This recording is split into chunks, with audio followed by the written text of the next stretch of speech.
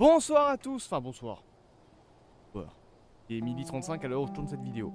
Bienvenue dans cette critique de Daredevil Born Again. Sans caméra malheureusement, veuillez m'en excuser, mais mon PC est en train de me lâcher. Et donc dès que je lance OBS et mon logiciel de capture de vidéo, il bug comme pas possible et c'est infaisable, voilà, c'est intournable. Donc je suis pas dans la merde. De toute façon, voilà, petit aparté, ce PC n'a jamais été un bon PC, ça a toujours été la pire des horreurs que j'ai jamais eues, c'est de la grosse merde en boîte, MSI, allez bien vous faire enculer.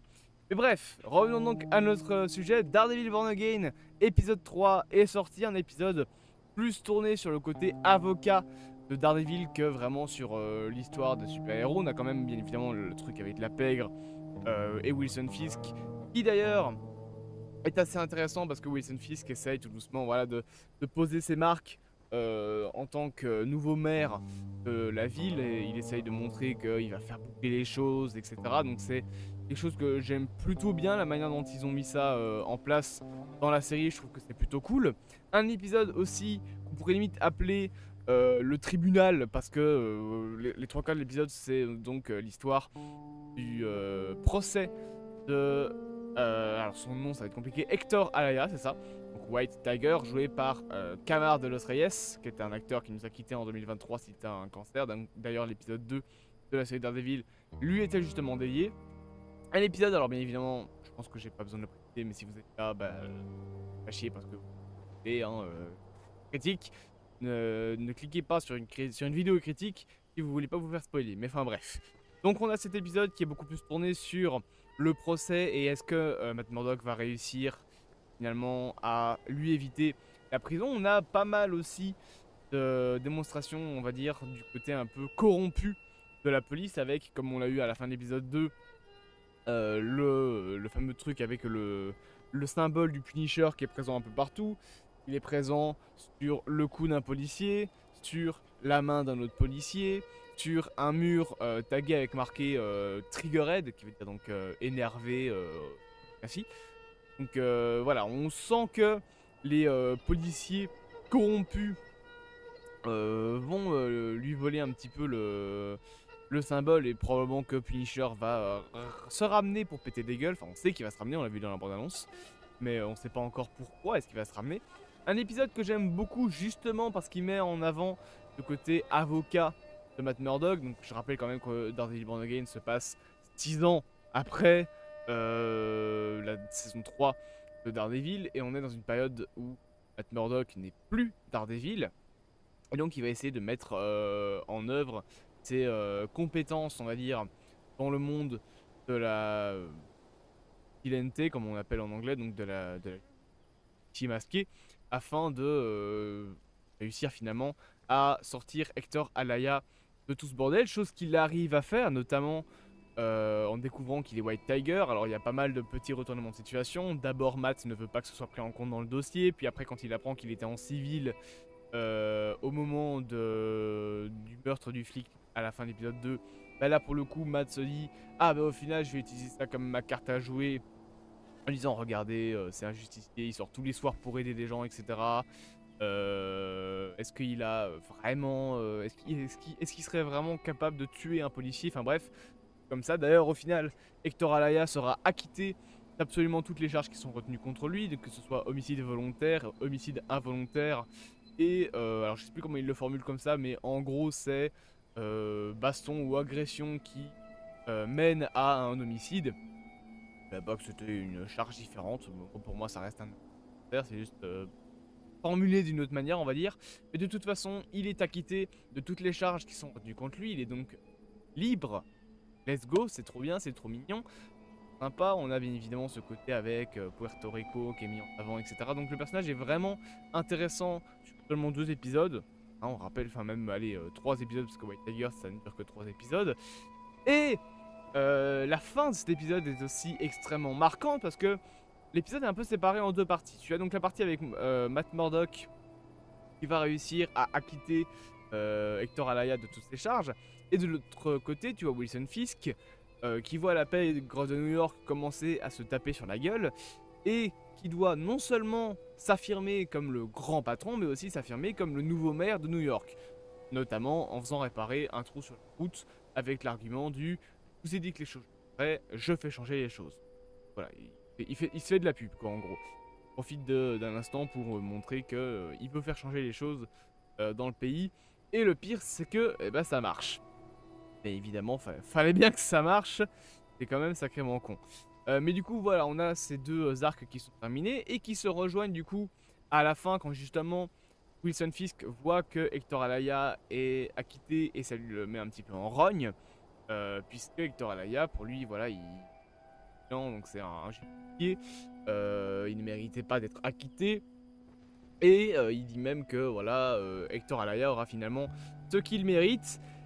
Tu ne fais pas si bien dire parce que l'épisode se termine donc sur Hector Alaya en costume White Tiger qui court dans une ruelle pour aller sauver des gens et qui se fait tuer d'une balle dans la tête par un homme mystérieux masqué qui porte un espèce de costume en tout cas avec en dessous ce qui semble être un gilet pare-balles avec peint sur ce dit gilet pare-balles le crâne du Punisher, ce qui nous laisse penser peut-être qu'il s'agit de Frank, donc le Punisher. Pas du tout, hein, c'est pas Frank Castiglione, Frank Castle comme on l'appelle, mais son complet c'est Frank Castiglione. Ce n'est probablement pas lui, parce que vu comment il est dans les bandes annonces, à mon avis, là actuellement, Frank Castiglione, il est surtout en train de se cacher bien tranquillement, et c'est probablement un flic corrompu qui a voulu se venger du fait que Hector Alaya a été acquitté de toutes ses charges, et il s'est dit, bah il n'y a pas de problème, si la justice ne veut pas le foutre en tôle ou lui faire payer entre guillemets, bah nous on le fera payer nous-mêmes, donc on va le tuer. Donc il est mort, scène tragique en plus qui est suivie d'une petite séquence que j'aime bien, c'est qu'au début dans l'épisode, on nous parle de grenouilles de Puerto Rico. En tout cas, Hector Alaya voilà, nous dit que grenouilles qui sont présentées que pour lui c'est un champ, etc. Et justement, l'épisode se termine par des crédits où tu as les fameuses grenouilles qu'on appelle des cookies, je crois, qui font un petit sifflement quand ils font leur croissement. Donc c'est une fin très sympa. Et je trouve que cet épisode est d'autant plus dramatique que c'est donc la dernière fois qu'on voit Hector Alaya, mais c'est aussi la dernière fois qu'on voit l'acteur qui donc est décédé. Je trouve que c'est assez tragique et en même temps assez poétique de se dire que la dernière séquence dans un film est une séquence où il décède. Voilà, je trouve que c'est assez... il y a une certaine beauté, un petit peu, je vais pas dire néfaste, mais un petit peu involontaire, je pense. Bien évidemment, respect envers l'acteur, hein, y a rien d'irrespectueux, c'est juste que je trouve ça, je vais pas dire beau, mais je trouve ça plutôt poétique, entre guillemets. Je sais pas si ce que je dis ça va être pris extrêmement mal. Mais de savoir que son dernier rôle est un rôle où il décède, sachant que l'acteur est décédé justement. Voilà, je trouve qu'il y a une certaine poésie de la situation, on va dire ça comme ça. Mais sinon, je trouve que l'épisode est très fort en émotion. Et je trouve que il y a pas mal de petites séquences qui sont plutôt jolies dans l'épisode, je trouve.